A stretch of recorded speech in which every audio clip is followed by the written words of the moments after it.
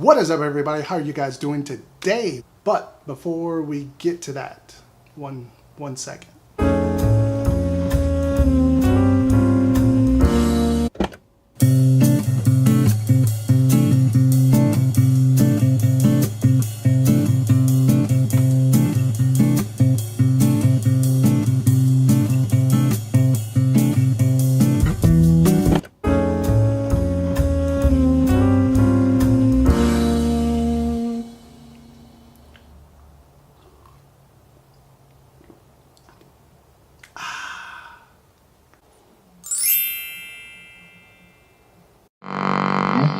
What is going on, everybody? How are you guys doing today? Hopefully it is good. If you're new to this channel, welcome aboard. And on Horror Talk, what we typically do is basically talk horror. So on today, I decided to do a special kind of review relating to, the Pacific holiday that this video should be released on. Nope. Happy Valentine's Day.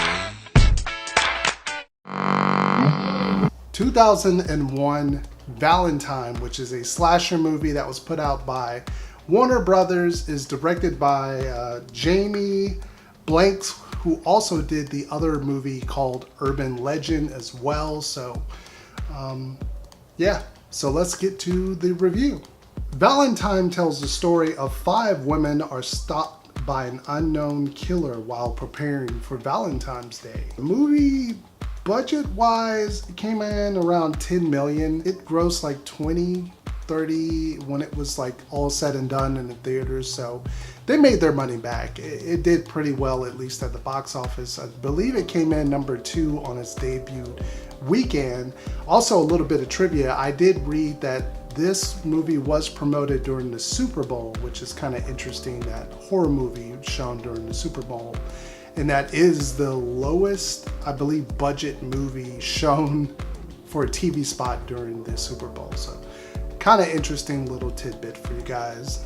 The movie is starring a couple cast characters that you might know. Denise Richard is starring David Boreanaz, whatever his name is. The guy from Angel and Buffy, you would know him. It also starred Katherine Heigl, which is kind of interesting because she kind of plays a role sort of like Drew Barrymore, where she's not in this movie very long. She's out like within the first 10 minutes. I've always had a crush on her ever since Roswell, and then from this movie. But then it's kind of funny where you see where Katherine Heigl kind of went a little bit later in the years and what she had to say about this movie. Yeah, that kind of sucks. You're kind of wondering all throughout the movie, who is this killer? Who is this killer? Now, Jeremy Melton, who is this poor little kid that was pretty much teased through high school, sort of like Carrie, but a nerdy kid. The 5 women that we follow, they all kind of had a hand in sort of teasing and embarrassing this kid. So it's kind of weird to not really root for the main characters throughout this movie. I find myself always rooting for the killer practically. Most horror movies or slashers, you kind of have somebody you're rooting for. Not typically. All of these characters are really, really bad. They're just bad people. There's nothing really redeeming about them. But I'll go check it out anyway. You do that. Even there's scenes where they're actually kind of bickering with each other. Big boned. You were plump. I was fat, okay? While reading the wiki page on this movie, I did discover this, and it's kind of interesting. I wanted to read this.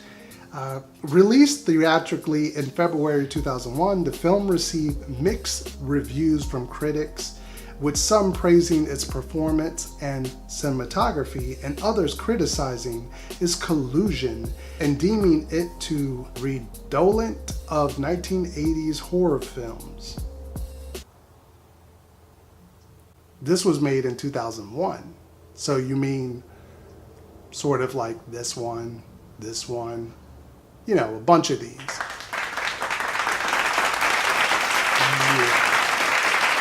Movie is just a generic slasher when I think about it. There's some great kill scenes. I think the killer is pretty cool looking. I like the mask. I like the fact that the killer also uses different things to kill him with, different methods. There's not just like one preferred weapon and that's all the killer uses. I mean, we see everything from an arrow to a drill to stabbing to just all sorts of different things. But I think if you're looking for like a fun kind of like lightly, you know, holiday centric slasher movie to check out with your significant other, it's perfect for that. Before I forget, the orange juice thing, the reason why I even brought that into the review, there's like 2 scenes, maybe 3 scenes in this movie where they're predominantly focused on them drinking orange juice. It was just really, really weird. Did Minute Maid like pay for this exposure in this horror movie that comes out on Valentine's Day? Like, it's just kind of weird that they're drinking orange juice, but hey, yeah, that's a thing, orange juice. That is my review on Valentine. I enjoyed it. I think you should check it out if you haven't already. And hopefully you guys are having great Valentine's Day, or you had a great Valentine's Day whenever you're watching this. I will see you guys on the next movie review. So till then, take care. Goodbye. Zombie Chris is out of here.